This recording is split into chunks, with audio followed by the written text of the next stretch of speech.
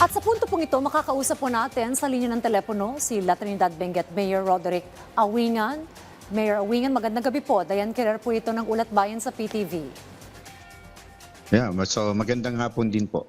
Alright, Mayor Awingan, kamusta po ang inyo pong lugar? Ano po ang pinakauling sitwasyon matapos po ang pananalasa po ng bagyo?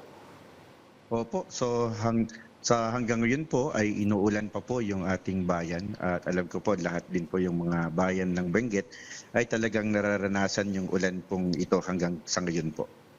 So umuulan-ulan pa rin po sa inyong lugar. May mga areas pa po ba na medyo may pagbaha at mga kalsada na hindi pa po madaanan, sir? Opo, so dito po sa atin, medyo nabaha po yung ating portion ng strawberry farm. And at the same time, some portions din po ng ating mga barangays dito po sa atin ay nakaranas din po ng pagbaha. And sa kasalukuyan nga po, medyo sarado pa po yung ibang mga kalsada po natin.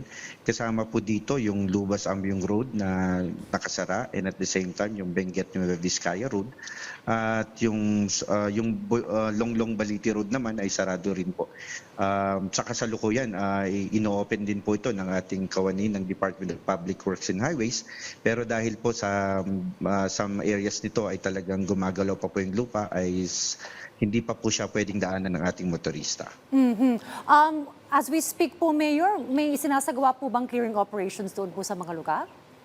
Opo. So, nagki-clear po yung Department of Public Works and Highways, kasama po din po yung Provincial Engineering Office, kasama din yung ating MDRRMC. Pero yun nga, dahil po sa gumagalaw kasi yung lupa na habang inaayos ito, parang delikado pa po sa ating mga motorista para dumaan.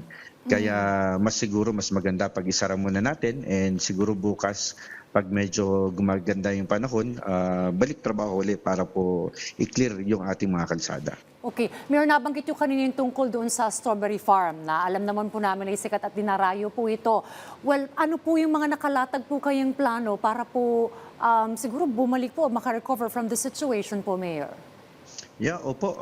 So alam naman natin na talagang tuwing may bagyo at malakas na bagyo, talagang binabaha po yung ating strawberry farm. Dahil alam naman po natin na talagang swamp naman po siya dati. So ang ginagawa po natin is talagang nagkakandak po tayo ng regular dredging at clearing activities. And at the same time, siguro sa panahon na to, kailangan natin na gumawa ng isang drainage master plan para po siguro para makagawa tayo ng long-term plan para yung problemang to hindi na paulit-ulit na tuwing taon na lang ay binabaha po yung ating berry farm. So kanina po, kausap po yung district engineer natin. Nag-usap po kami na parang mag-meet ulit next week. Usapan kung ano pa ng mga engineering interventions na pwedeng gawin para at least makagawa po tayo ng mas long-term na engineering intervention dito po sa ating strawberry farm. Alright. Mayor, mayroon po bang ibang sakahan na naapektuhan po nitong bagyo? Pagsakahan naman po ang pinag-usapan natin sa ganitong klase ng ulan. Lahat ng farmers natin apektado sa ngayon. So, ayun, talagang malakas po yung ulan at 1 week na po siyang umuulan. At talagang napakalakas po talaga yung buhos. So talagang highly affected po ang sector ng agriculture. With that, Mayor, ano po yung maaari po nating assistance or assistance that you needed dyan po sa LGU para masuportahan po itong sektor na ito, lalo po yung mga apektadong farmers po natin dyan?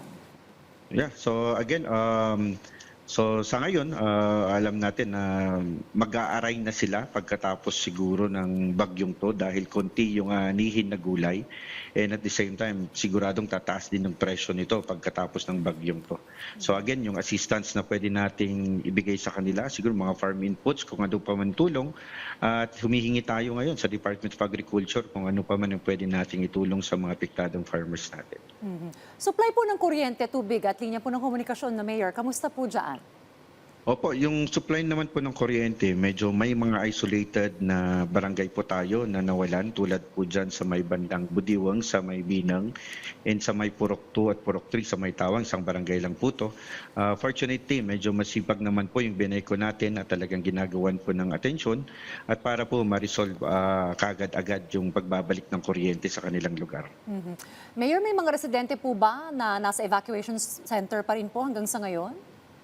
Opo, sa ngayon po mayroon anim na pamilya na composed of about 29 members sa tatlong barangays po to, Barangay Pico, Barangay Bakal at Barangay Lubas. Yung iba po kasi ang ugali po dito, hindi na sila pumupunta sa evacuation center, pumupunta na lang sila direkta sa kanilang mga kapamilya. Pero in record, we have 6 families with 29 members na nasa respective evacuation centers. Alright.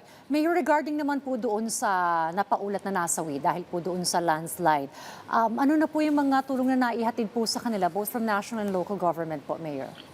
Yeah, so opo, again, so kahapon nga po we had nagdirekta po tayo, nag-coordinate sa Department of Social Welfare and Development, so SWAD, kung saan sila nagbigay kagad-agad ng tulong pinansyal sa dalawang namatayan at na-injure. And at the same time, yung MSWDO din natin, inutusan po natin na kung ano man ang pwedeng ibigay ng ating local government unit ay bibigay din po natin sa kanila. And alam ko po na sa bayan din nila, sa Municipality of Kapanga, nagbibigay din po sila ng tulong sa mga kababayan natin na napinsala at namatayan dito po sa landslide na nangyari po kahapon. Sa area po ba yung Mayor, talagang prone to landslide po ito? Bulubundok po natin, alam naman natin yan, lahat po ng parte ng Benguet. At very vulnerable po to, lalo na pag malakas po yung ulan.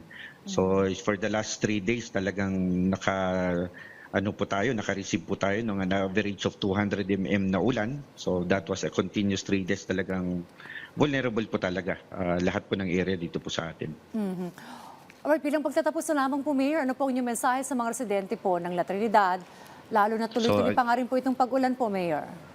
So again, sa ating pong mga kababayan dito po sa ating bayan, magtulungan lang po tayo, maging alerto palagi, and at the same time, panalangin tayo sa Diyos dahil alam naman natin, nanggagaling din sa yung blessing sa Panginoon kung ano man pwede pa natin gawin. So at the same time, maging vigilant palagi, and ulit-ulitin ko, maging alerto po palagi. Walang tatong maraming salamat po sa inyong oras, La Trinidad Benguet Mayor Roderick Awingan. At patuloy po kayong mag-ingat po dyan sa inyong lugar. Salamat po, Mayor.